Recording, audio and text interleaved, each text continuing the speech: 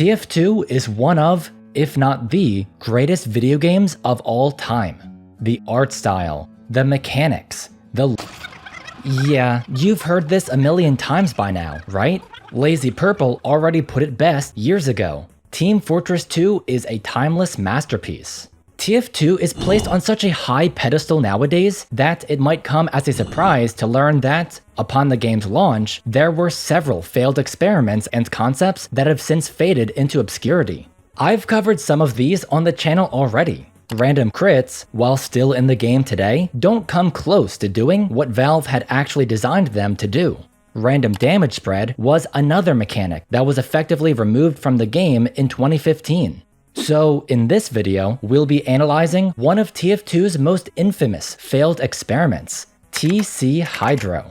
A map that's so baffling, so uniquely flawed, that for years, Valve wouldn't even let you play it on their own servers. Yet, at the same time, Hydro is also a map whose concept is near universally agreed upon to be genius. It's a map that Valve themselves had claimed to be their magnum opus of multiplayer map design.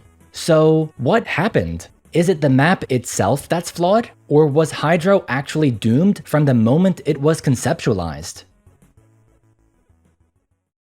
Making videos like these takes a lot of research. And doing a lot of research means needing to juggle a lot of tabs. You've all been in this situation before, fighting for your life trying to find and open that one tab while your browser's on the verge of crashing. Surely there must be a better way. And there is, thanks to Opera GX for sponsoring this video. Opera GX is the #1 choice for those that want more out of their internet browser. Well, other than more lag. With Opera GX's built-in GX control, you can limit how much RAM and CPU it takes up, letting you save the rest of your potato computer's processing power for fragging. Seriously, compare Opera GX with Google Chrome, and it's not even a contest. As Team Fortress 2 players, we're also obsessed with custom HUDs. But why stop at TF2? Why not have custom HUDs for your internet browser too? Opera GX has you covered. Through their extensive list of mods, you can instantly transform your browser with the click of a single button, and managing your mods is a breeze. You can enable, disable, or customize mods even further in this handy sidebar here. For example, this TF2 mod is clean as hell, but I'm not a fan of the keyboard sounds. So I just turned them off. Easy as that. Oh, and speaking of the sidebar, it also comes with ChatGPT built right in. Extremely useful for learning the countless mechanics that are never explained in-game. So if you want to take your internet browser to the next level, use my link below to download Opera GX today. Now onto the video. Team Fortress 2 entered its earliest stages of development in 1998.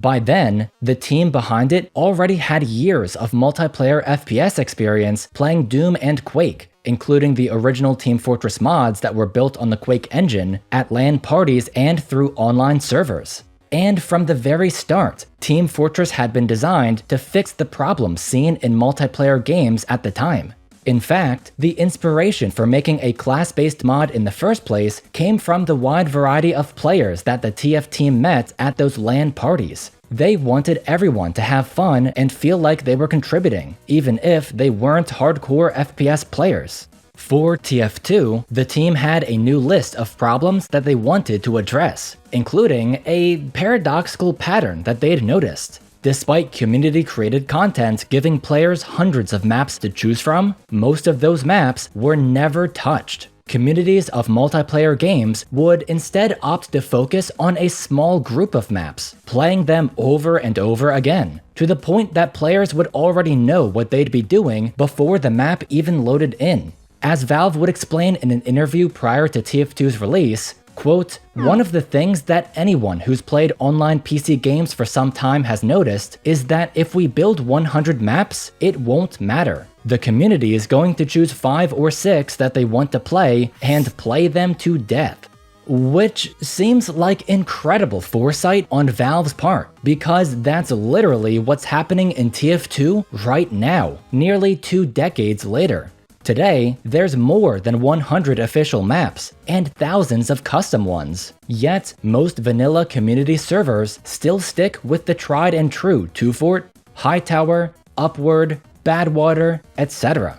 However, this phenomenon isn't new, and it isn't unique to Team Fortress. Just as there are countless 24/7 2Fort servers in TF2 today, there had been countless 24/7 DE Dust servers in the original Counter-Strike mod back in 1999. There were countless 24/7 2Fort servers for Team Fortress Classic at the same time. Valve wasn't the only one who saw this as a problem either. One writer for PC Zone argued in 2003 that the propensity for Team Fortress Classic servers to play nothing but 2Fort and well was leading to the game's decline in popularity, while another writer for Computer Gaming World noted that by 2006, 2Fort's massive popularity often made it hard to find populated servers that were running maps other than 2Fort.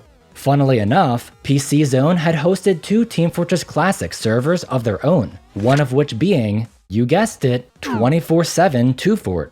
It was for this reason that TF2 launched with only 6 maps, with half of them being remakes of the most popular maps from Team Fortress Classic. Instead of making more maps that had the potential to never be played, Valve instead opted to pour all of their efforts into creating a single map that was more replayable than any they'd ever created before. That map was TC Hydro. Here's how it works. The core of the map features 4 control points: the radar dish and the dam, which start as reds points, and the power plant and the warehouse, which start as blues. All 4 points have paths that connect to one another, but in each round, certain paths are blocked off so that only 2 randomly selected points are accessible, one from each team. Every round sees the 2 teams needing to balance defending their point while also attacking the enemies. Capping a point means adding that to your team's territory. Should a team capture all 4 central points, they'll push the enemy back to their final point, the base. The goal is for both teams to go back and forth fighting over territory until one team has taken over the entire map, hence the name of Hydro's unique game mode, Territory Control. Immediately, you can see their vision here. Between the randomly selected points and said points constantly exchanging hands, each round of Hydro is just 1 out of 16 total possibilities. There's 8 total layouts, and the way you play on each layout is different depending on which team owns what point. Defending the dam and needing to push into the plant, for example, is different from defending the plant and needing to push into the dam. With so many possible layouts, and so many possible types of players in the server, the idea was that no 2 rounds of Hydro would look alike. The idea was for Hydro to be a map where it was impossible to fall into a groove like you would with the other maps. And conceptually, that sounded incredible. A Valve map you could play over and over again without it ever getting stale. In the months leading up to TF2's launch, Valve would go on to hype up Hydro, stating in one interview that they were, quote, pretty damn optimistic about the map, and that Hydro was, quote, one of the most interesting things they've done in multiplayer maps for years. They'd recount how some of the TF team got snowed in over Christmas of 2006 and played Hydro for 7 hours straight without getting tired of it. In another interview, they'd boldly claim that there'd be a lot more maps like Hydro in the future, saying that Hydro had been the map that they were having the most fun with. However, these same interviews also revealed a major problem. The gaming journalists that were conducting these interviews had no idea what the hell Valve was talking about. When Valve tried explaining Hydro to PC Zone, they had to draw diagrams on a whiteboard for the writer to finally understand. Same went for IGN, who also got the diagram treatment in their rundown of Hydro. Here's Robin Walker explaining his whiteboard diagram of Hydro to PC Gamer. This wasn't a good sign, but an idea befuddling gaming journalists doesn't necessarily make that idea a bad one. For example, Alien Resurrection for the PS1 released in 2000 and was one of the first FPS games to have the controller setup that we're familiar with today, using the left stick to move and the right stick to look around. Yet, gaming journalists at the time roasted the game's controls for being too confusing. Perhaps Hydro was another example of this, a concept that only seemed confusing because of how revolutionary it was. Indeed, once TF2 finally launched in October of 2007, players were more than willing to give Hydro a fair shot. After all, the vast majority of TF2's initial player base was die-hard Valve fans, who had almost certainly read all of Valve's Hydro propaganda in those interviews. Yet, even among these die-hard fans, they too weren't sure how to feel about Hydro after playing it for themselves. To quote PC Gamer's review of TF2, Hydro's hyper-magical rejiggling just extends the period for which you're not really sure where you're going. We won't know for months whether it was worth this to keep mixing things up, and I'm happy to bear with Valve's experiment for now. Some parts of Hydro are superb. True to his word, that same writer would go on to give his updated feelings on Hydro 3 months later. It sucks. Hydro is awful. Just months after TF2's launch, the Hydro experiment was near unanimously agreed upon to be an utter failure. Let's start with the obvious. Territory Control is a complicated and disorienting game mode. Every layout of Hydro is based on the same one map with the same 4 central points. The paths that connect these 4 points have very little space to work with, which leads to a lot of overlap. For example, let's say you play one round on the Dam Warehouse layout, where you can walk through this valley or go up the cliffs. Then, in a later round, you're on the Dish Power Plant layout, where you notice the same valley from earlier down below you. Must be an alternate path, right? No, you dumbass! The same exact place, where you could walk just fine in the last round, is now considered out of bounds and kills you instantly. This happens all the time on Hydro. Paths that lead you to the objective in one round will lead to a dead end in another. Areas that see all of the action in one round will be miles away from the front line in another. That, of course, was the whole point of Hydro. Each layout was meant to be like playing on a new map for the first time. But in practice, navigating Hydro is significantly harder than navigating a map you've never played before. Consider how, anytime you play a map for the first time, it really doesn't take long for you to get the hang of it. This is because the layout is always the same, so every recognizable feature will always be a reliable point of reference. Granary's middle point, for example, is surrounded by massive cargo containers, so the moment you see those containers, you know for a fact you're approaching mid. If you walk past those containers and see blue buildings, you know for a fact you're entering blue territory. If you see red buildings, you know for a fact you're entering red territory. Hydro's points of reference vary wildly in their significance from round to round. This pipe leads you to an open valley. Wait, no, this pipe actually leads you to a claustrophobic flight of stairs. This way leads to the vents that you can use to reach the other point. Wait, no, the vents here are blocked off. Was I thinking of somewhere else? Playing on Hydro is a total mindfuck. It's like looking at one of those uncanny pictures where you can only half recognize what you're looking at. The only way you can learn to navigate Hydro is if you understand how the game mode works. At the start of every round, you're shown an abstract map of Hydro's territories, who owns what, and which 2 points are being fought over. For someone who understands what they're looking at, that's all they need to at least orient themselves and head in the right direction. But what is a new player supposed to make of this? Okay, so there's 6 areas, 3 blue and 3 red. But then the actual game is only between 2 points? What? The diagram alone cannot fully explain how territory control works. Hydro's intro video could have helped, but it doesn't explain jack shit. There's a sniper in a window, then the diagram. Then the remaining 30 seconds are dedicated to this random fight over the warehouse. As a last resort, Valve added these gaudy flashing arrow signs all over Hydro in an attempt to show clueless players where to go. But even this can get confusing. Like, in one round, an arrow on the dam will point you towards the valley that you can pass through. Then, in another round, an arrow on the dam will point you towards the same valley, only now it's blocked off. Oh, because this time, an arrow pointing to the left doesn't mean to take the path that's immediately to the left of it, but the path that's 50 yards to the left.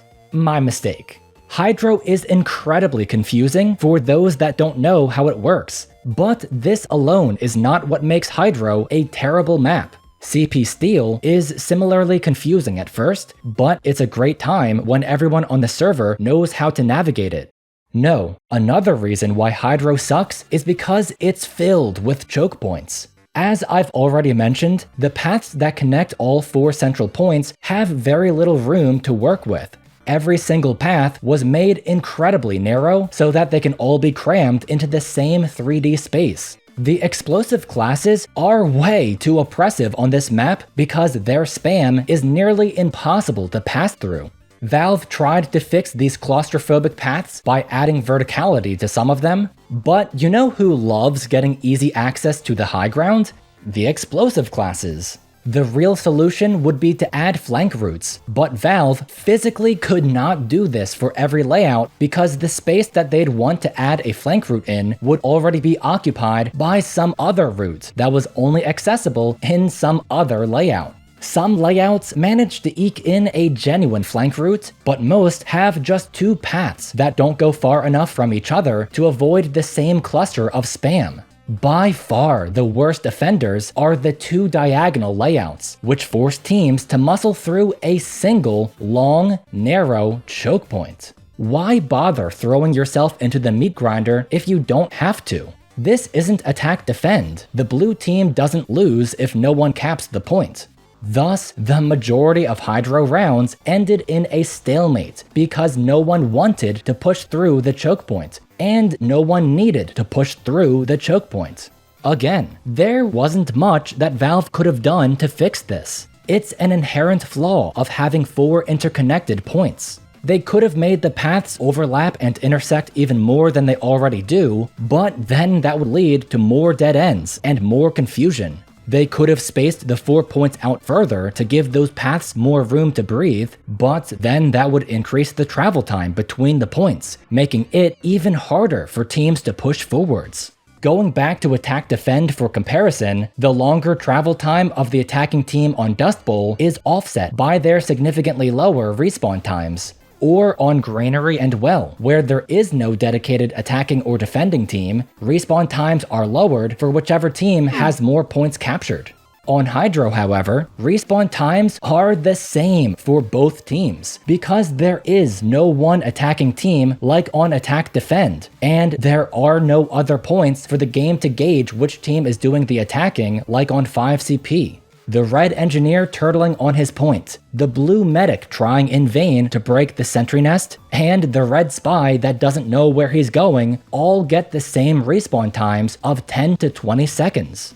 As a possible band-aid fix, Valve made every point on Hydro cap incredibly quickly. It takes one person 10 seconds to cap, which sounds reasonable, but a scout needs just over 6 seconds. 2 scouts need less than 5 seconds. This at least means that if a team finally manages to break a stalemate, the cap is basically guaranteed. But it also incentivizes teams to turtle even more in the first place. If a Hydro round doesn't end in a stalemate, it's almost always because one team tried to push up and lost because a stray scout slipped behind them and won the round within seconds. Scout rushes are especially effective on Hydro because, unlike on attack-defend, there's no setup time, so scouts can flood the point before you can even get a level 1 sentry up. There kinda can't be setup time on Hydro though, because although that'd stop rounds from ending within seconds, it would also guarantee that the round ends in a stalemate, because both teams would spend setup time building a sentry nest on their points to then spam out the single choke point from. This isn't a problem for Well, which also has setup time, because that map has actual flank routes and well-designed paths for attacking teams to push through. Plus, even if an enemy scout slips by and caps the point behind you, there's still the final point for your team to fall back to, with your teammates respawning from the mid-fight to stop that scout from single-handedly ending the round. Hydro had no such luxuries. Despite the game mode being called Territory Control, the majority of rounds ended with neither team gaining any territory, defeating the entire purpose of the game mode. However, Valve had an ace up their sleeves, a surefire way to settle any stalemate: sudden death. Once the round timer hit 0, the game didn't immediately move on to the next round. Instead, everyone was pulled back to spawn one last time. For the next 4 minutes, anyone who died was out for the remainder of sudden death. Resupply cabinets and health packs were removed as well, making it even harder for people to stay healthy. Under sudden death, a team could win in one of two ways: capping the point or killing everyone on the enemy team. This, like Hydro itself, was another concept that Valve had hyped up before TF2's launch. Quote, "Sudden death mode is really interesting because it changes the way people play. Tactics are really different. Classes people choose become entirely different. And it's just this switch of mentality that's kind of fun and ultimately gets us where we want to be, which is resolution." Wow, yeah, that does sound interesting. Now, let's see how it actually worked in practice. That's right. Sudden death, the mode that was designed to settle stalemates, almost always ended in a stalemate. If you want people to play hyper-defensively and do nothing but turtle, the easiest way to achieve that is by telling them that they're gonna be forced into spectator for 4 minutes if they die. This idea immediately blew up in Valve's faces, which they were quick to admit, with Robin Walker stating in one interview that, yes, even sudden death stalemated more than they'd wanted it to. So, to recap, Hydro is not only confusing, but it's also filled with choke points and tight corridors that make stalemates a common sight. But this still doesn't quite explain why Hydro failed. Dust Bowl is a choke point simulator, and Two Fort is an endless stalemate, yet these are among the most popular TF2 maps of all time. No, the biggest reason why Hydro failed is its horrendous pacing.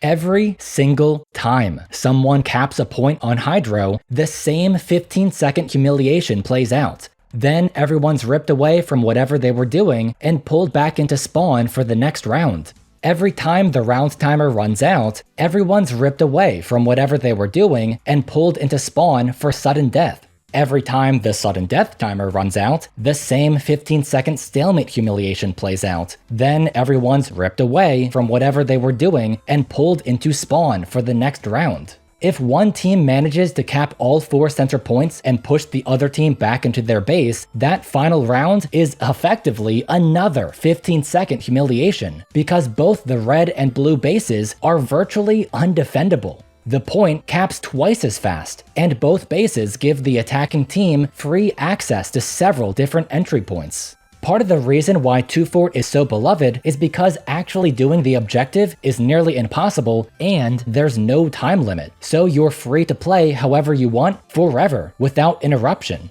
Imagine trying to play Two Fort, but every 5 minutes you're forced to respawn.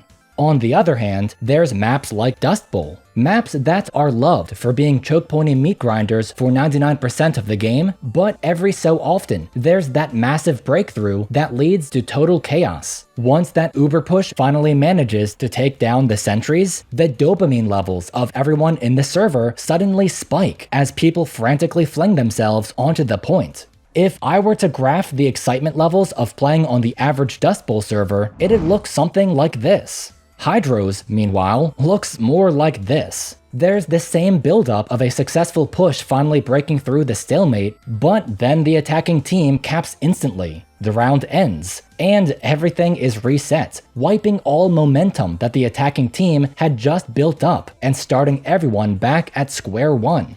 And as has been the pattern so far, there isn't much that Valve could have done to fix this pacing issue. It's an inherent flaw of territory control. There only being 2 points per round is what differentiates it from 5CP. If you try to fix the pacing by, say, having all of Hydro's routes open at once so teams don't need to be forcibly respawned, then that's no longer the randomized Hydro that Valve had wanted it to be.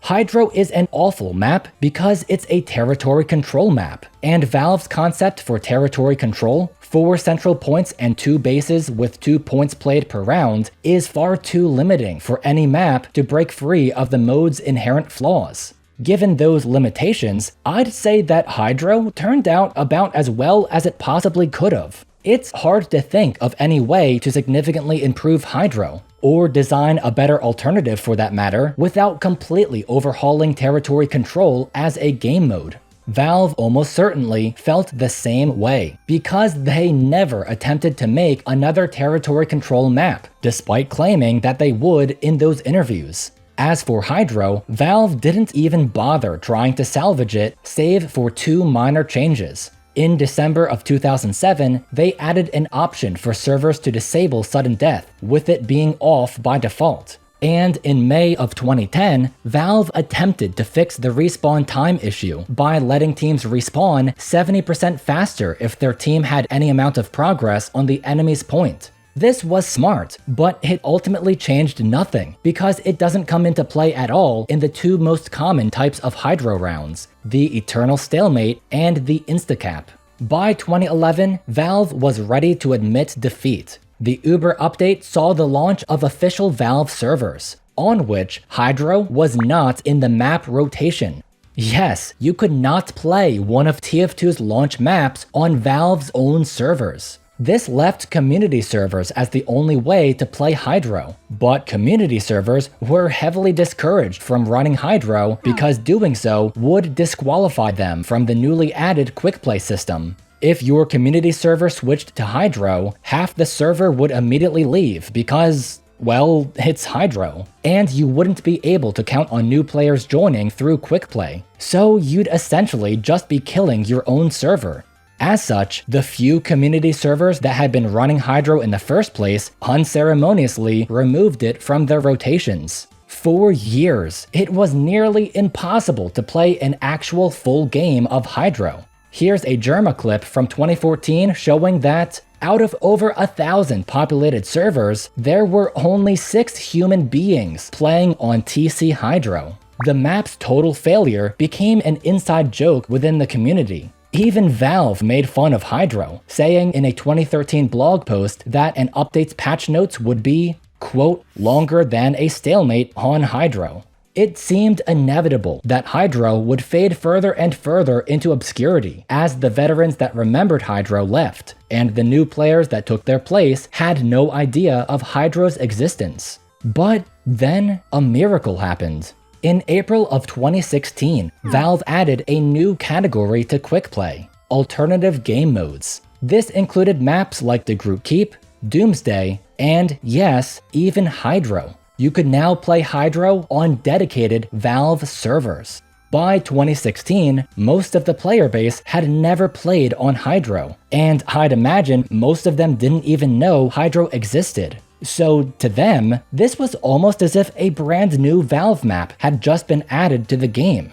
Out of nowhere, Hydro saw a massive surge of players. These players, like the players that had first played Hydro back in 2007, immediately recognized that the map was incredibly flawed. But some of these modern-day players stuck around because Hydro, despite its many flaws, is unique. And with the addition of Valve servers capable of running Hydro, there was a real chance for Hydro to gain a small but dedicated cult following, much like its long-lost cousin, Powerhouse. It was a Hydro renaissance, one that lasted for 10 weeks.